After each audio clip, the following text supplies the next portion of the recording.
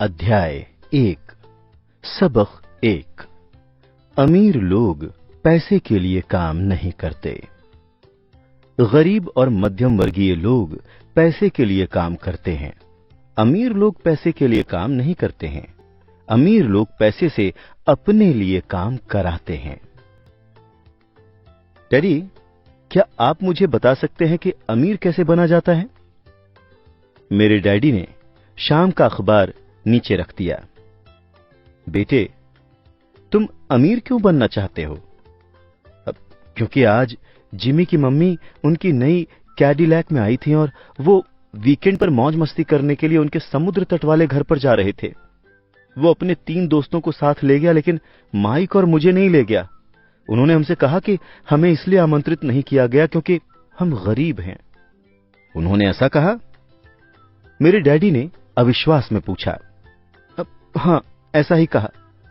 मैंने आहत अंदाज में जवाब दिया। मेरे डैडी ने खामोशी में अपना सर हिलाया, अपना चश्मा नाक के पुल तक चढ़ाया और दोबारा अखबार पढ़ने लगे। मैं जवाब के इंतजार में खड़ा रहा। ये सन 1956 की बात थी। तब मैं 9 साल का था। संयोग से मैं उसी पब्लिक स्कूल में पढ़ता था जहां अमीर लोगों के बच्चे पढ़ते थे। हमारा निवास हवाई में मूलतः शुगर प्लांटेशन यानी गन्नों के बागान वाले कस्बे में था। बागान के मैनेजर और कस्बे के बाकी अमीर लोग जैसे डॉक्टर, व्यवसाय के मालिक और बैंकर अपने बच्चों को इसी प्रारंभिक स्कूल में भेजते थे। 6ठे ग्रेड के बाद उनके बच्चों को आमतौर पर प्राइवेट स्कूलों में भेज दिया जाता था। चूंकि मेरा परिवार सड़क के इस तरफ रहता था, इसीलिए मैं इस स्कूल में गया। अगर मैं सड़क के दूसरी तरफ रहता तो मैं एक अलग स्कूल में जाता जहां मेरे जैसे परिवारों के बच्चे पढ़ते थे। 6ठी ग्रेड के बाद मुझे इन्हीं बच्चों के साथ सरकारी इंटरमीडिएट और हाई स्कूल जाना था। उनके या मेरे लिए कोई प्राइवेट स्कूल नहीं था। मेरे डैडी ने आखिरकार अखबार नीचे रख दिया। मैं जानता था कि वो सोच विचार कर रहे हैं। अब देखो बेटे, उन्होंने धीरे धीरे शुरू किया। अगर तुम अमीर बनना चाहते हो तो तुम्हें पैसे बनाना सीखना पड़ेगा। मैंने पूछा, अब मैं कैसे पैसे बनाऊं? उन्होंने मुस्कुराते हुए कहा, देखो बेटा, अपने दिमाग का इस्तेमाल करो। तभी मैं उनका असली मतलब समझ गया था। मैं तुम्हें इतना ही बताने वाला हूं, या मुझे जवाब नहीं मालूम है, इसीलिए खामखा शर्मिंदा मत करो। एक साझेदारी बन जाती है। अगली सुबह मैंने अपने सबसे अच्छे दोस्त माइक को बताया कि मेरे डैडी ने क्या कहा था।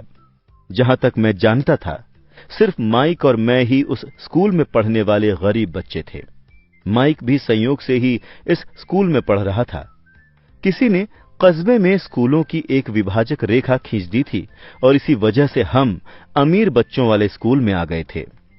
वैसे हम वाकई गरीब नहीं थे, लेकिन हमें गरीबी का एहसास होता था क्योंकि बाकी सभी लड़कों के पास बेसबॉल के नए दस्ताने, नई साइकिलें, हर नई चीज होती थी। मम्मी डैडी हमें रोटी, कपड़ा और मकान जैसी सभी बुनियादी चीजें मुहैया कराते थे, लेकिन बस इतना ही। मेरे डैडी कहा करते थे, अगर तुम कोई चीज चाहते हो तो उसके लिए काम करो। हम चीजें तो बहुत सारी चाहते थे, लेकिन 9 साल के लड़कों के लिए ज्यादा काम उपलब्ध नहीं था। माइक ने पूछा, तो पैसे बनाने के लिए हम क्या करें? मैं नहीं जानता, मैंने कहा, लेकिन क्या तुम मेरे साझेदार बनोगे? वो मान गया और शनिवार की उस सुबह माइक मेरा पहला कारोबारी साझेदार बन गया। हम सुबह से लेकर दोपहर तक सोचते रहे कि पैसा कैसे बनाया जाए। कभी कभार हम उन अमीर बच्चों के बारे में बातें करने लगते थे जो जिमी के समुद्र तट वाले घर पर मजे कर रहे होंगे, जिससे दिल थोड़ा दुखता था, लेकिन वो दर्द अच्छा था क्योंकि इसने हमें पैसे बनाने का तरीका सोचने के लिए प्रेरित किया। आखिरकार दोपहर को अचानक हमारे दिमाग में बिजली कौंधी। ये एक ऐसा विचार था जो माइक को विज्ञान की एक पुस्तक में मिला था जिसे उसने पढ़ा था।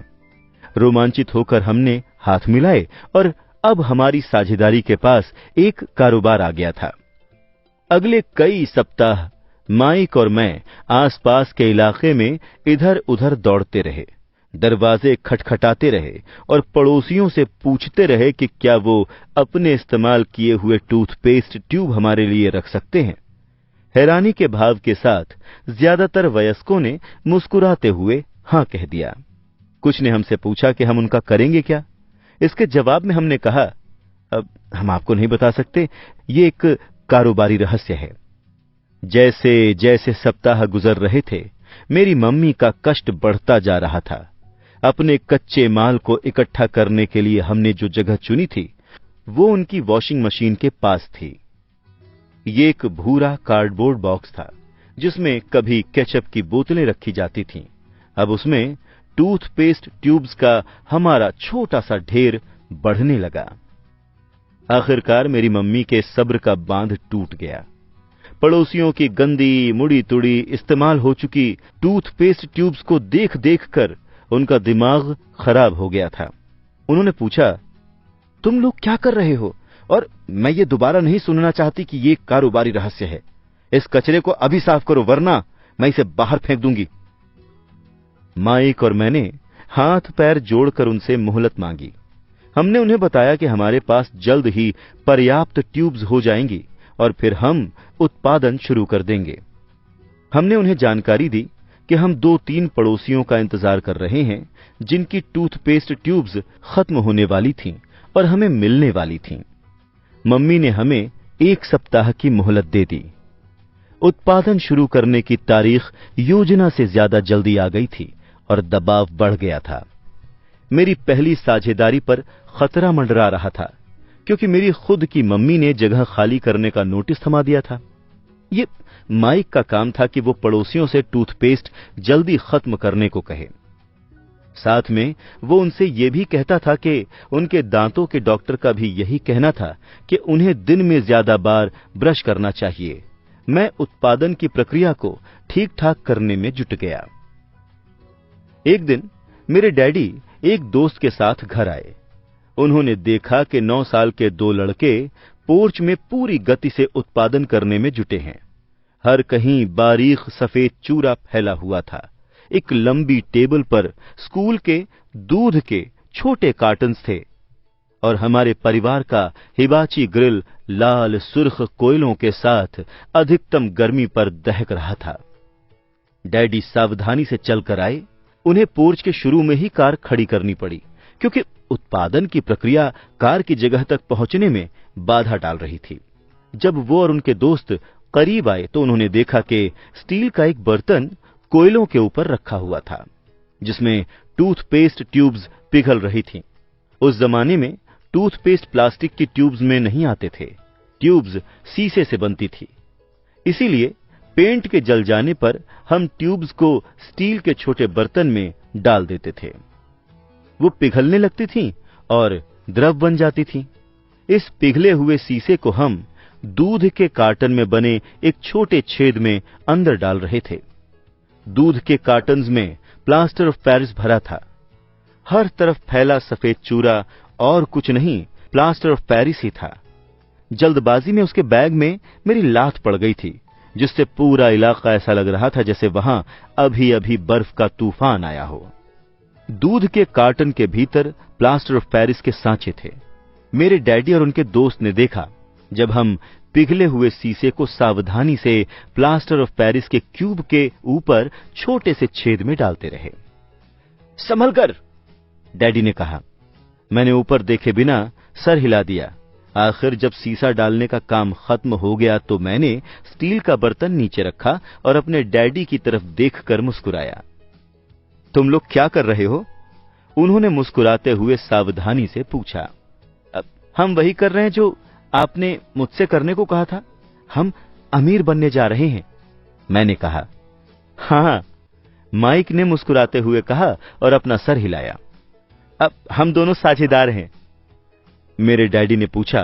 और प्लास्टर के इन सांचों में क्या है?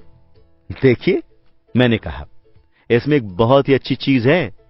छोटी हथौड़ी से मैंने उस सील को ठोका जिसने क्यूब को बीच से खोल दिया। मैंने प्लास्टर के सांचे का ऊपरी आधा हिस्सा बाहर निकाला और शीशे का 5 सेंट का सिक्का बाहर टपक गया।